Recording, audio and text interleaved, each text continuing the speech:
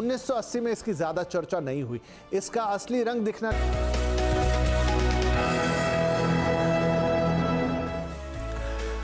नमस्कार, your money में आप सभी का स्वागत है। मैं हूं सुमित और योर मनी, जहां पर हम पर्सनल फाइनेंस के अलग अलग मामलों में बातचीत करते हैं, अलग अलग तरीके से आपका पोर्टफोलियो बनाने की, आपके पैसे बढ़वाने की और आपको बेहतरीन से बेहतरीन रिटर्न दिलवाने की कोशिश करते हैं। और इस पूरी कोशिश में हमारे साथ अलग अलग जानकार मौजूद रहते हैं और इसी कोशिश के श्रृंखला को आगे बढ़ाते हुए आज हमारे साथ बातचीत करने के लिए विकास पुरी सर मौजूद होंगे, कंप्लीट सर्किल के।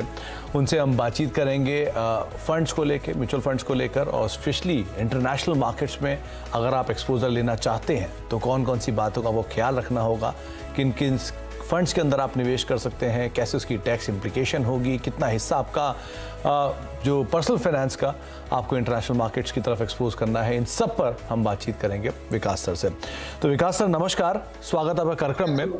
सबसे पहले तो क्योंकि इंटरनेशनल एक्सपोजर अब कोविड के बाद से काफ़ी ज़्यादा चर्चित है, स्पेशली तब जबकि एप्पल जैसे शेयर, अल्फ़ाबेट जैसे शेयर जो कि एक बढ़िया तेज़ी दिखा रहे हैं, इस तरह की तेज़ी के साथ सबका मन करता है कि ऐसे टेस्ला, अल्फ़ाबेट या फिर एप्पल जैसे बड़े बड़े बिजनेसेस के अंदर वो इन्वेस्ट करें और उस ग्रोथ का भी वो फ़ायदा उठाएं। तो मेरा सबसे पहला सवाल तो आपसे यही होगा कि क्या इसकी ज़रूरत है, कितनी ज़रूरत है, क्या इंडियन मार्केट के अलावा बाकी मार्केट्स की इमर्जेंस को भी इनकैश करना चाहिए, कितना ब्लेंड होना चाहिए इंडियन मार्केट्स का, इंटरनेशनल मार्केट्स का, और इसका जो एक्सपोजर है वो किस हद तक लेना चाहिए अपने पूरे पोर्टफोलियो में। तो इसके बारे में कुछ डिटेल्स अगर आप समझा पाए तो। धन्यवाद सुमित जी। कैसा है, जैसे जैसे इन्वेस्टर्स की अवेयरनेस बढ़ती जा रही है इंडियन मार्केट्स में, इन्वेस्टर्स को ये रियलाइज हुआ, और आज से ये इमीडिएटली नहीं हुआ है, मान लीजिए कोई 3-4 साल पहले इसका एक ट्रेंड स्टार्ट हुआ कि इन्वेस्टर्स को ये लगता था कि यार हम फोन तो आईफोन यूज करते हैं, हम फेसबुक यूज करते हैं, गूगल यूज करते हैं, हम ट्विटर यूज कर रहे हैं, तो डे टू डे लाइफ में जो चीजें हम यूज कर रहे हैं, क्या इनके स्टॉक्स भी हम ले सकते हैं, क्या इसकी कुछ अवेलेबिलिटी है और फैसिलिटी है हमारे पास। तो ये जब जरूरत महसूस हुई तो फंड हाउसेज ने एक ऑफरिंग लाना शुरू किया। बहुत पहले फ्रैंकलिन इंडिया जो है, उन्होंने एक फीडर फंड स्टार्ट किया था यूएस के लिए, तो वो अपने यूएस का एक पेरेंट फंड था, उसमें वो इन्वेस्ट करते थे। फिर वो धीरे धीरे इवॉल्व हुआ। मोतीलाल ओसवाल ने एक नैस्डैक 100 फंड लाया, कोटक ने एक नैस्डैक 100 फंड लाया, और अब तो लगभग हर एक फंड हाउस के पास में इंटरनेशनल फंड्स हैं। नाउ इंटरनेशनल इन्वेस्टिंग की जब हम बात करते हैं तो मेजॉरिटी जो प्लेटफॉर्म है, it is ruled by US, क्योंकि आप गूगल, फेसबुक, अल्फाबेट, ये सभी कंपनीज जो है अगर देखेंगे तो यूएस लिस्टेड कंपनीज है ये। अभी इन्वेस्टर्स को एक ऑप्शन है कि यदि वो इंटरनेशनल मार्केट में इन्वेस्ट करना चाहते हैं तो उनके पास क्या विकल्प है, और वो विकल्प म्यूचुअल फंड्स आपको देते हैं through the route of fund category होती है इंटरनेशनल इन्वेस्टिंग, जिसमें चाइना ओरिएंटेड फंड्स हैं, जापान ओरिएंटेड फंड्स हैं, निकॉन का एक जापान ओरिएंटेड फंड है, ताइवान ओरिएंटेड फंड है, यूएस ओरिएंटेड बहुत सारे फंड्स हैं, और यूरोप बेस्ड काफी सारे फंड्स हैं। हालांकि इस समय अगर बाजार की सिचुएशन देखी जाए तो India is placed very well, लेकिन हाँ, क्योंकि आफ्टर कोविड और अब यूएस मार्केट्स बहुत अच्छा कर रहे थे, तो देयर वाज अ फ्रेंजी, तो काफी सारे फंड हाउसेस भी यूएस बेस्ड फंड लेके आए। अभी रिसेंट टाइम्स में जब से इंटरेस्ट रेट बढ़ रहा है तो यूएस के कुछ स्टॉक्स काफी करेक्ट हो चुके हैं, तो मुझे ये लगता है ये अब अच्छा समय है to take some exposure in international funds, धीरे धीरे करके, ना कि बहुत जोरों शोरों से आप अपना पैसा लगा दीजिए। और लास्ट यही बोलना चाहता हूँ कि आपका जो ओवरऑल पोर्टफोलियो है उसका 5-10% से ज्यादा आप एक्सपोजर ना लें तो बेहतर होगा, बिकॉज इंडियन मार्केट्स आपको आज की डेट में बहुत अच्छी अपॉर्चुनिटीज दे रही है to make good amount of money. तो विकास सर, मैं यहीं से ही शुरू करूंगा। आपने कहा कि 5 से 10% एक्सपोजर आप इंडियन मार्केट्स के अलावा इंटरनेशनल मार्केट्स पर रख सकते हैं। तो इंडियन मार्केट्स में जब इमर्जिंग मार्केट्स की बात आती है तो उसका नाम सबसे ऊपर शुमार आता है। एक से एक बढ़िया कंपनियां देश की बड़ी हो रही हैं, दुनिया भर में उनकी प्रेजेंस हो रही है। तो ये एक्सपोजर क्या 5 से 10% पे ही सीमित रखना है या समय समय पर इसका बदलाव करते रहना है? किसी इंडिविजुअल मार्केट्स को अदर देन यूएस मार्केट अगर इन्वेस्ट करना हो तो उसके तरीके क्या होंगे? क्या म्यूचुअल फंड के जरिए ही जाएं, क्योंकि नया एक्सपोजर तो पता नहीं है इन कंपनियों में इन्वेस्ट करने का, तो क्या सबसे सही तरीका म्यूचुअल फंड है इनमें जाने का, या डायरेक्ट इक्विटी एक्सपोजर भी लेना चाहिए? जो छोटे निवेशक हैं, रिटेल इन्वेस्टर्स हैं, जिनको बहुत ज्यादा नॉलेज नहीं है बट वो एक्सपोजर लेना चाहते हैं, तो म्यूचुअल फंड उनके लिए सही विकल्प है। लेकिन अगर आप HNI सेगमेंट की बात करते हैं या अल्ट्रा HNI सेगमेंट की बात करते हैं तो उनके पास विकल्प तो रिटेल इन्वेस्टर के पास भी है, बट आई एम सेइंग वो लोग डायरेक्ट ले सकते हैं, बिकॉज बहुत सारे प्लेटफॉर्म्स, डायरेक्ट इक्विटी प्लेटफॉर्म्स है जो हमारे देश के बहुत सारी बड़ी बड़ी ब्रोकिंग फर्म्स हैं जो बैंक्स रन करते हैं या अदरवाइज ऑल्सो बड़े जो ब्रोकिंग फर्म्स हैं उन्होंने सभी ने इंटरनेशनल इन्वेस्टिंग के लिए प्लेटफॉर्म क्रिएट कर दिया है। अब तो NSE भी एक प्लेटफॉर्म क्रिएट कर रहा है और बहुत जल्दी वो बाजार में लोगों को ऑफर आ जाएगा कि वो लोग NSE के थ्रू इंटरनेशनल इन्वेस्टिंग कर सकते हैं।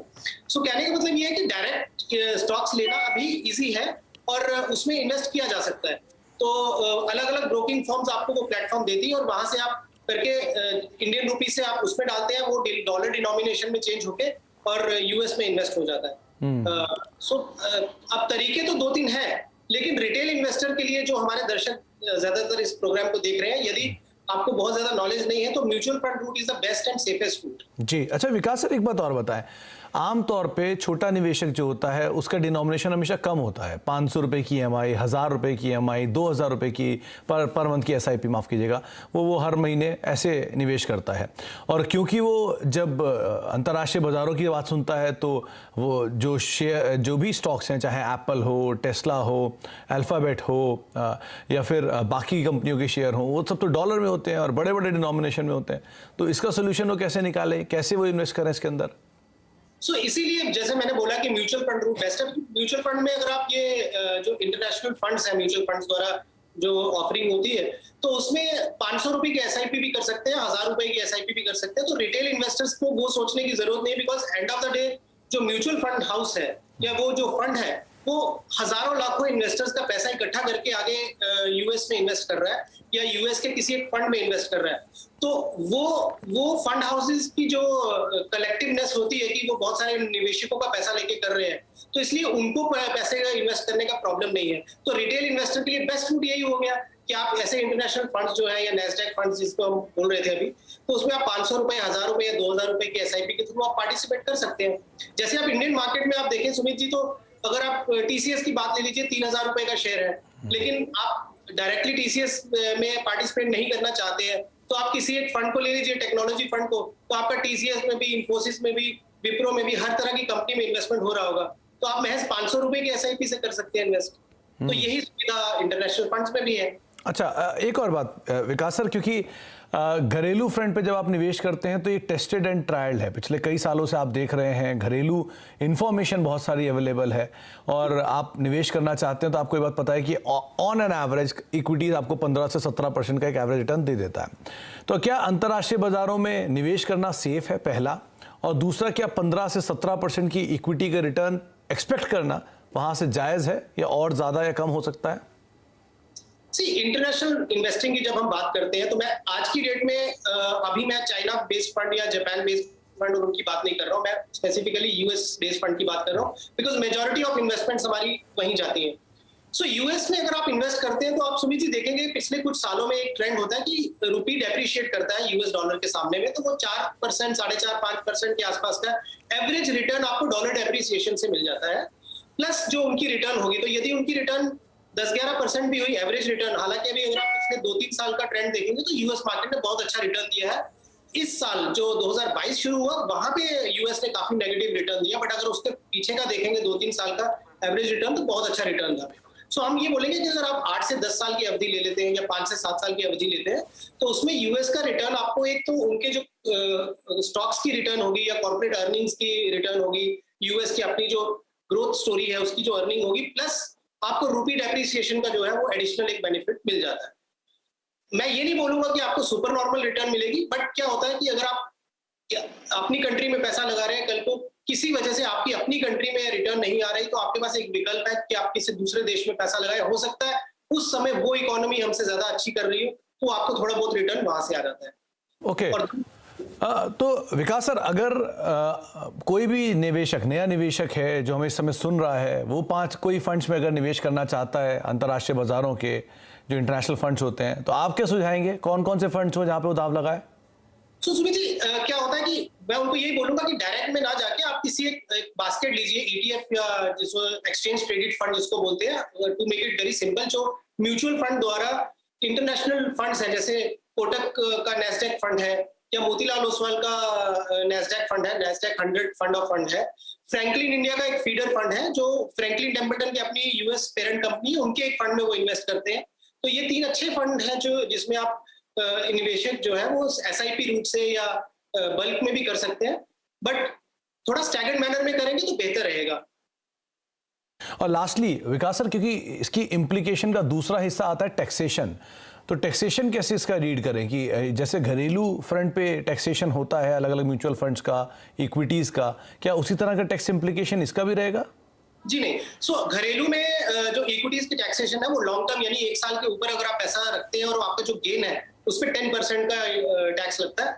ये जो इंटरनेशनल फंड्स हैं ये फंड ऑफ फंड रूप से जाते हैं, तो ये डेट की टैक्सेशन होती है विच इज लाइक 30%। हाउएवर अगर आप 3 साल तक निवेश अपना बनाए रखते हैं, 3 साल के बाद आप लेके आते हैं तो आपको डबल इंडेक्सेशन से 20% का टैक्स लगता है। तो ये बेहतर यही होगा क्योंकि आप बाहर के देश में पैसा लगा रहे हो और इक्विटीज में लगा रहे हो, तो आपकी वैसे भी बाय डिफॉल्ट टाइम होराइजन 3 से 4 साल के ऊपर का होना चाहिए। तो यदि आप 4 साल करते हैं या 5 साल करते हैं तो 5 इंडेक्सेशन का बेनिफिट मिल जाएगा 5 इयर्स का। तो जितना ज्यादा आप समय निकालेंगे उतना बेहतर आपके लिए टैक्सेशन पॉइंट ऑफ व्यू से भी होगा। ओके, तो अलग अलग पहलू आपने अंतर्राष्ट्रीय बाजार में अगर आप निवेश करना चाहते हैं तो वो सुने कैसे आप अलग अलग पहलुओं के जरिए इस निवेश का हिस्सा बन सकते हैं। सवाल जवाब का सिलसिला भी शुरू करेंगे, हम बातचीत करेंगे आज के दर्शकों से, लेकिन उससे पहले अगर आप इस कार्यक्रम का हिस्सा बनना चाहते हैं तो आपकी स्क्रीन पर वो व्हाट्सएप नंबर आएगा जिसके जरिए आप इस कार्यक्रम का हिस्सा बन सकते हैं, और साथ ही साथ सोशल मीडिया के जो हैंडल्स हैं वो भी आपको दिखाई पड़ेंगे। 7045220000 ये व्हाट्सएप नंबर है। आप अपनी क्वेरी yourmoney@nw18.com पर मेल भी कर सकते हैं, और आस्क आवाज योर मनी ये हैशटैग यूज करके आप सोशल मीडिया के जरिए भी इस कार्यक्रम का हिस्सा बन सकते हैं। अब चलते हैं इंदौर और बातचीत करते हैं हमारे पहले दर्शक से। राहुल यादव हमारे साथ मौजूद हैं बातचीत करने के लिए। राहुल जी नमस्कार, सवाल पूछिए। नमस्ते सर, मेरी एज 31 है और सर मैंने 3 फंड्स में इन्वेस्टमेंट कर रखा है। पारंपरिक फ्लेक्सी कैप फंड, मेरा asset emerging blue chip fund और एक्सिस स्मॉल कैप फंड। हर एक में 2000 रुपये पर मंथ एसआईपी कर रहा हूँ सर लगभग 1 साल से। तो सर मुझे 30 साल बाद 3 करोड़ रुपए चाहिए रिटायरमेंट के लिए। तो सर मैं ये जानना चाहता हूँ कि ये फंड सही हैं या इनमें चेंज करूँ या कुछ फंड्स ऐड करूँ? ओके, विकास सर, आमतौर पे एसआईपीज हर महीने या हर कुछ समय में बढ़ाने की राय अलग अलग जानकार आपके जैसे देते हैं, तो इनकी जो एसआईपीज हैं क्या वो पर्याप्त हैं? पहली चीज़ इनकी एज के हिसाब से। दूसरी चीज़ क्या ये एसआईपी सही है, किसी एसआईपी में बदलाव करनी है? 3 करोड़ का गोल है जो कि 30 साल बाद है, उसे अचीव करने के लिए क्या करना होगा, आप ये बताएं। राहुल जी बहुत बहुत बधाई कि आपने यंग एज में स्टार्ट किया, और आपका जो भी टारगेट और उसको देखते हुए हमें लगता है कि आपको लगभग 9000 की एसआईपी करनी पड़ेगी हर महीने अगर आप 30 इयर्स तक कंटिन्यू करते हैं to reach the target of 3 crore. लेकिन राहुल जी इसमें मैंने जो कैलकुलेशन आपको बोला है वो रफली मैं 12% या थोड़ा कंजर्वेटिव फिगर लेके बोला है। बहुत सारे म्यूचुअल फंड जो आप फंड्स कर रहे हैं वो फंड्स अच्छे हैं, तो उसमें तो मैं कोई आपको चेंज नहीं दे रहा हूँ, लेकिन यही फंड्स आपको 15-16% से भी ग्रो करेंगे तो आपका ये टारगेट जो है वो 30 साल से पहले भी अचीव हो सकता है, या फिर आप 30 साल के बाद वो 3 करोड़ के बदले हो सकता है 3.25 या 3.5 करोड़ हो। लेकिन मैं थोड़ा सा एक 12% का फिगर लेके चल रहा हूँ कि यदि बीच में कुछ साल अच्छे ना रहे तो। रही बात आप जो अपना एसआईपी जैसे जैसे आपका इनफ्लो बढ़ेगा आप बढ़ाते जाइए। आई एम श्योर कि आने वाले टाइम में आप 9 के बदले आप 10, 12 या 15 हजार भी कर सकते हैं मंथली एसआईपी। कुछ 2 फंड्स हैं जो मैं आपको सजेस्ट करूंगा कि आप ऐड कर सकते हैं, लाइक HDFC फोकस 30 फंड है और ICICI Pru India opportunities fund है। तो ये 2 अच्छे फंड्स हैं जो आप गोइंग फॉरवर्ड ऐड कर सकते हैं। 3 आपके फंड हैं, 2 ये हो गए, 5 से 6 फंड काफी होते हैं एक अच्छे म्यूचुअल फंड पोर्टफोलियो के लिए। तो आपको रणनीति बताई गई है, 2 नए फंड सुझाए गए हैं आपके लिए। जो आपके एग्जिस्टिंग फंड्स हैं वो ठीक हैं, बस एसआईपी का जो साइज़ है वो थोड़ा सा और बढ़ाना होगा, और उसके अलावा अगर आप नए फंड ऐड करना चाह रहे हैं तो 2 विकल्प भी आपको बता दिए गए हैं। बातचीत कर लेते हैं हमारे अगले दर्शक से। हमारे साथ अब बातचीत करने के लिए एक और दर्शक मौजूद हैं। हमारे साथ यथार्थ भट्ट हैं जो कि नासिक से मौजूद हैं। भट्ट साहब नमस्कार। नमस्कार। नमस्कार भट्ट साहब, क्या सवाल है आपका? हाँ, अगले 20 सालों में 1 करोड़ का टारगेट कंप्लीट करना हो तो कौन सा मल्टी कैप फंड ऐड करना चाहिए और कितनी एसआईपी करनी चाहिए? भट्ट साहब आपने 5 करोड़ अपने सवाल में भेजा था, आपने 1 करोड़ पूछा। यस यस, सॉरी 5 करोड़ का मैं बात कर रहा हूँ। नहीं तो इतनी जल्दी अपना लक्ष्य मत घटाइए आप, 4 करोड़ रुपए और आपको मिलेंगे। विकास जी क्या करना चाहिए? इन्होंने 20 साल में 5 करोड़ का जो आकलन है वो करके रखा हुआ है, वो इनका लक्ष्य है। कितने की एसआईपी इनको करनी चाहिए मंथली? दूसरा, कौन कौन से जो फंड्स हैं, मल्टी कैप इन्होंने पहली प्रेफरेंस पर रखे हैं, तो मल्टी कैप फंड्स कौन कौन से होने चाहिए जो इनको अपने पोर्टफोलियो में शामिल करने हैं, और क्या इनका जो एंटिसिपेशन है 20 साल के लिए वो ठीक है? कुछ उसमें ज़्यादा कम कुछ करने की ज़रूरत लग रही है आपको? यथार्थ अगर आप अभी मान लीजिए नए से शुरू कर रहे हैं और अभी तक आपने कुछ नहीं किया है तो आपको 50,000 का मंथली एसआईपी स्टार्ट करना पड़ेगा 20 साल तक 5 करोड़ तक पहुंचने के लिए, ये मानते हुए कि अभी आपने कुछ नहीं किया। यदि आपकी कुछ ऑलरेडी इन्वेस्टमेंट है तो ऑब्वियसली वो थोड़ा बहुत ऊपर नीचे हो सकता है। मल्टी कैप स्ट्रैटेजी, आपने सही बोला कि मल्टी कैप स्ट्रैटेजी से आप स्टार्ट कर सकते हैं यदि आप नया शुरू कर रहे हैं। कुछ में 4-5 फंड आपको मैं सजेस्ट कर दूंगा जो आप अपना पोर्टफोलियो बिल्ड कर सकते हैं। For example IDFC multi cap fund है, कोटक इक्विटी अपॉर्चुनिटीज फंड है, Tata large and mid cap fund है, पराग पारिक फ्लेक्सी कैप फंड है। ये कोई 4-5 अच्छे फंड्स हैं जहां से आप अपनी शुरुआत कर सकते हैं।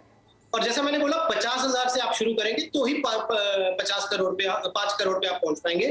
अगेन डिस्क्लेमर ये है कि इसमें मैंने 12% के हिसाब से कैलकुलेशन किया है। यदि यही फंड्स आपको 15-16% के हिसाब से अगर ग्रो करते हैं तो आपका टारगेट थोड़ा जल्दी पूरा हो सकता है। बट एक 12% इज ए रियलिस्टिक फिगर, तो 50,000 मंथली एसआईपी आपको करनी पड़ेगी। तो 50,000 की एसआईपी विकास साहब आपको विकास सर बता रहे हैं आपको, भट्ट साहब, और अगर आप इसे 12% यानी कंजर्वेटिव पे साइड पर जाकर वो 12% का टारगेट मान के चल रहे हैं, लेकिन अगर ये 12 से 15% हो जाता है तो ये लक्ष्य और जल्दी अचीव हो सकता है। लेकिन कुछ फंड्स के नाम आपकी स्क्रीन पर हैं जो कि विकास सर ने आपको सुझाए हैं, आप उसके हिसाब से अपनी पोजीशंस को यहाँ पर मेंटेन कर सकते हैं। चलिए, एक ब्रेक का वक्त हो गया है, ब्रेक के बाद लौटेंगे और आगे भी हम विकास सर से बातचीत जारी रखेंगे। साथ ही साथ कुछ और इम्प्लीकेशन इंटरनेशनल मार्केट्स में निवेश करने को लेकर उस पर बातचीत करते हैं छोटे से ब्रेक के उस पर।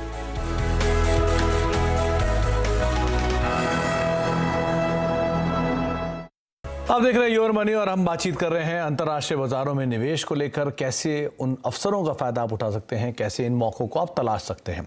विकास सर हमारी मदद कर रहे हैं कंप्लीट सर्कल के, जिनसे हम बातचीत कर रहे हैं अलग अलग दर्शकों के सवालों को लेकर भी और साथ ही साथ विदेशी बाजार में निवेश को लेकर एवन न्यूज़ पर भी। राहुल हमारे अगले दर्शक हैं, मौजूद हैं हमारे साथ बातचीत करने के लिए। राहुल जी नमस्कार, सवाल पूछिए। नमस्कार सर। नमस्कार राहुल जी।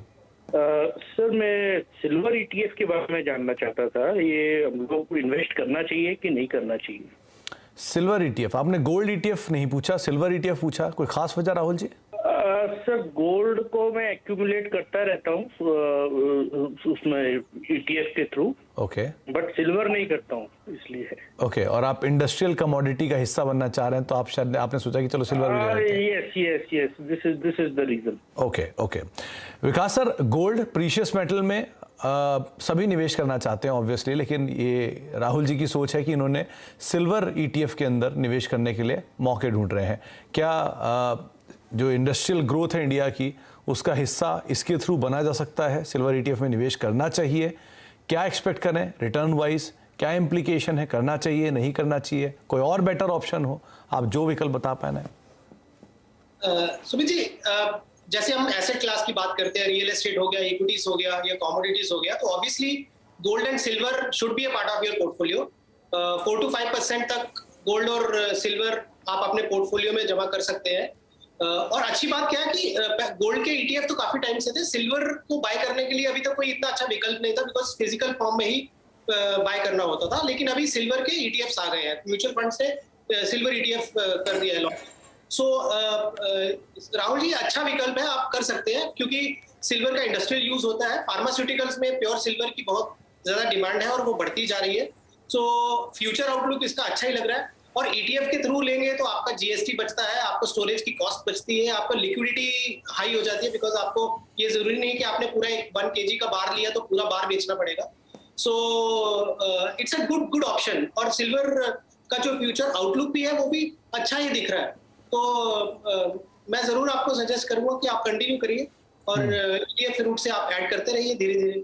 अच्छा, तो आप विकास सर इसमें फर्दर एक चीज़ और मैं पूछना चाहूँगा कि क्या आउटराइटली इन्हें लेना चाहिए या एसआईपी कर लें? सी एसआईपी इज बेटर, बिकॉज क्या होता है, वर्ल्ड एक बहुत वॉलेटिलिटी के थ्रू निकल रहा है। मतलब अगर आप देखेंगे अनसर्टेनिटी, हालांकि इंडिया बहुत अच्छा कर रहा है, तो जनरली हमें लगता है कि अगर हमारे घर में सब कुछ अच्छा हो रहा है तो मोहल्ले में भी कोई प्रॉब्लम नहीं है, बट वैसा नहीं है, because US is a big economy and it's going through a problem. Europe बहुत बड़ी प्रॉब्लम से जा रहा है, सो इंडिया इस समय बहुत अच्छा कर रहा है और हमारी फ्यूचर आउटलुक इंडिया के बारे में बहुत अच्छी है। लेकिन मेरा कहने का मतलब कि अगर ग्लोबल वॉलेटिलिटी बहुत हाई है तो या तो आपका टाइम होराइजन अगले 10, 15, 20 साल का है, तो आप लमसम में भी लेके उसको fill it, fit it, forget it वाली स्ट्रैटेजी कर सकते हैं। और यदि आपको लगता है कि मैं इसको थोड़ा ट्रेड करना चाहता हूं तो फिर आप बेटर है स्टैगर्ड मैनर में लीजिए। जी, चलिए एक और सवाल हमारे पास महेश का आया है, ईमेल के जरिए सवाल भेजा है इन्होंने। 15 साल में ये 2 करोड़ का लक्ष्य लेकर चल रहे हैं, करीब करीब 20,500 रुपए की SIP, इनकी मौजूदा SIP है ये, और इसके अलावा अब तक करीब 5.5 लाख रुपए के आसपास का निवेश कर चुके हैं। क्या इससे इनके लक्ष्य जो 2 करोड़ रुपए के इन्होंने साध रखे हैं विकास सर, वो अचीव होंगे?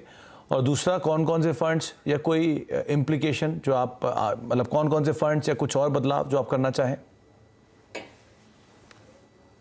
हमेशा करता हूं कि मैं 12% को बेस मान के चलता हूं कि 12 कंजर्वेटिव होके चलिए, तो 12% की अगर मैं उससे हिसाब से चलूंगा तो इनका जो 5.5 लाख ऑलरेडी इन्वेस्ट किया है वो रफली कुछ 15 साल में 30 लाख के आसपास बनता हुआ नजर आ रहा है।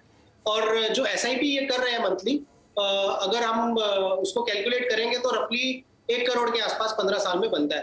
टारगेट इनका 2 करोड़ का है, तो रफली 60-70 लाख रुपए का शॉर्ट पड़ रहा है इनका टारगेट।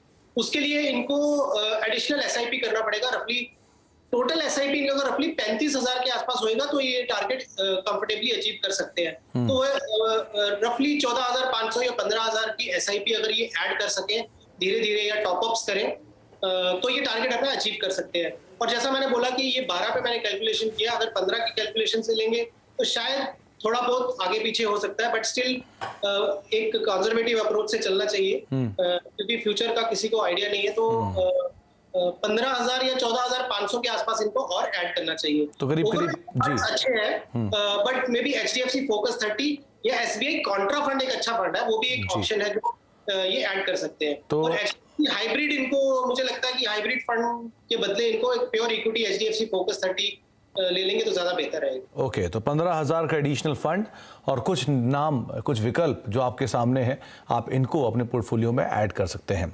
अच्छा विकास सर, जाते जाते जो आपकी तरफ से टॉप 4 फंड्स हैं वो कौन से हैं?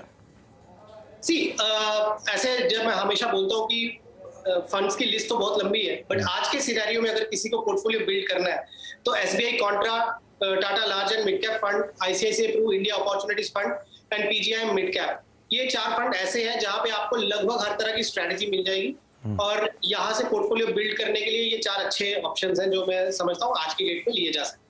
ओके, तो ये 4 नाम आपको सुझाए गए हैं, इन नामों में आप निवेश कर सकते हैं और विकास सर मानते हैं कि मौजूदा स्थिति को देखते हुए करीब करीब 12 से 13% जो कि उनके कंजर्वेटिव टारगेट्स यूजुअली रहते हैं उनको ये अचीव कर देंगे। बहुत बहुत शुक्रिया विकास सर अपना समय हमें देने के लिए, एक्सपर्ट एडवाइस देने के लिए और सब तरह के पहलुओं पर, अंतर्राष्ट्रीय बाजारों पर निवेश करने के सब तरह के पहलुओं पर प्रकाश डालने के लिए बहुत बहुत शुक्रिया सर हमसे बातचीत करने के लिए। तो योर मनी में आज हमने बातचीत की अंतर्राष्ट्रीय बाजारों में निवेश को लेकर। आगे भी कुछ ऐसी इंटरेस्टिंग टॉपिक्स पर हम चर्चा करते रहेंगे। फिलहाल के लिए